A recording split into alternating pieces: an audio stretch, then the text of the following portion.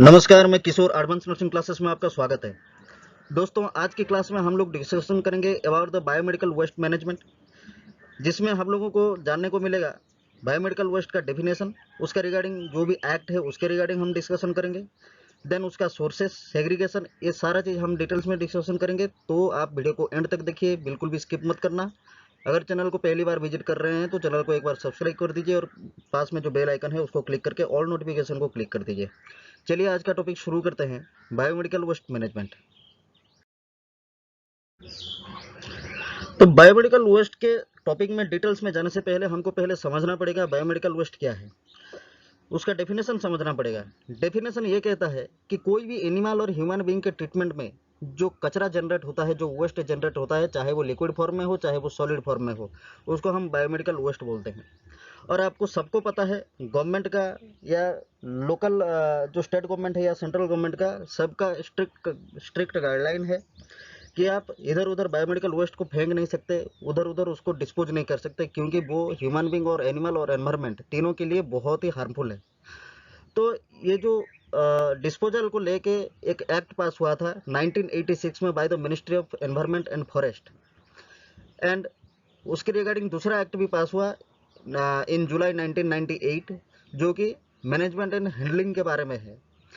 ये दोनों एक्ट में ये कहा गया है कि अगर किसी भी एरिया पे बायोमेडिकल वेस्ट जनरेट होता है और उस जगह का जो भी ओनर है या उसका अथॉरिटी है, वो ओनर और अथॉरिटी का ये फर्ज बनता है कि वो बायोमेडिकल वेस्ट को इधर उधर ना फेंके, उसका ठीक से सेग्रीगेशन करे।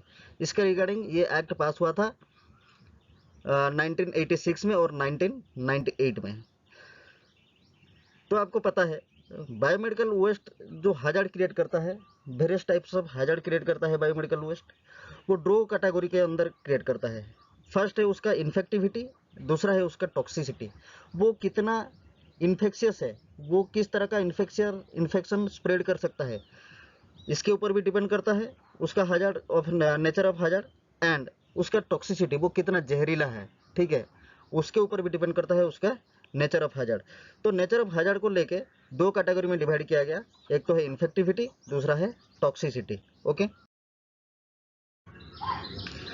दोस्तों, आप कहीं पे घूमने गए हो, उधर से आपको एक झरना मिल जाता है, झरने से आपको पानी को देख के आपको ये ख्याल आता है कि ये पानी का सोर्सेस किधर है। दैट मीन्स हम लोग उधर ये ढूंढते हैं कि ये पानी कहाँ से निकल रहा है। तो ठीक उसी तरह बायोमेडिकल वेस्ट का सोर्सेस होता है। जिस जगह से बायोमेडिकल वेस्ट जनरेट होता है उस जगह को बायोमेडिकल वेस्ट का सोर्सेस कहा जाता है। ओके, तो ये जो सोर्सेस है, ये सोर्सेस दो कैटेगरी में डिवाइड किया गया है। First one is major source and the second one is minor source. जिस जगह से ह्यूज अमाउंट में, बहुत ज़्यादा मात्रा में बायोमेडिकल वेस्ट का जनरेशन होता है उस जगह को हम बोलते हैं major source of biomedical waste, and जिस जगह से कम क्वांटिटी में बायोमेडिकल वेस्ट जनरेट होता है उसको बोला जाता है minor source of biomedical waste. तो ये जो मेजर सोर्सेस है, major sources are hospitals, lab, research centre, animal research, blood banks, nursing homes, mortuaries, मतलब जो सब घर होता है, ठीक है, ऑटोप्सी सेंटर एटसेट्रा। इस सोर्स से हॉस्पिटल से आपको पता है हॉस्पिटल के रोजमर्रा की ज़िंदगी में बहुत सारा लोग हॉस्पिटल जाते हैं, बहुत सारा भीड़ लगा रहता है। तो उस जगह से जहाँ पे ज़्यादा ट्रीटमेंट होगा, जिस जगह में इक्विपमेंट और ट्रीटमेंट डायग्नोसिस इस सब का ज़्यादा यूटिलाइजेशन होगा, उस जगह से ज़्यादा बायोमेडिकल वेस्ट निकलेगा, तो वो जगह मेजर सोर्स कहलाएगा। इसी तरह हॉस्पिटल, लैब, रिसर्च, ये सब जगह से बहुत सारा बायोमेडिकल वेस्ट जनरेट होता है। So these are major sources of biomedical waste. Okay, then the minor sources are dental clinics, home care, cosmetic clinics, paramedical practices. Paramedical practices means गांव के जो हम लोग पैरामेडिक्स रहते हैं। ओके, किसी को आईवी फ्लूइड लगाना हो, किसी को इंजेक्शन देना हो, तो वो कितना बायोमेडिकल वेस्ट निकलेगा, बहुत कम अमाउंट में। Funeral services and various institution, तो जिस जगह से, ये सब जगह से कम क्वांटिटी में बायोमेडिकल वेस्ट निकलता है, that's why we called it the minor sources of biomedical waste. ठीक है,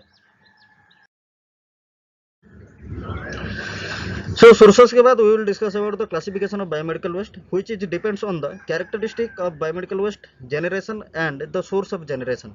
ठीक है, उसका कैरेक्टर क्या है, वो इन्फेक्शियस है या टॉक्सिक है, इसके ऊपर डिपेंड करता है। किस जगह से जनरेट होता है इसके ऊपर डिपेंड करता है, एंड कितने क्वांटिटी में जनरेट होता है उसके ऊपर भी डिपेंड करता है उसका क्लासिफिकेशन।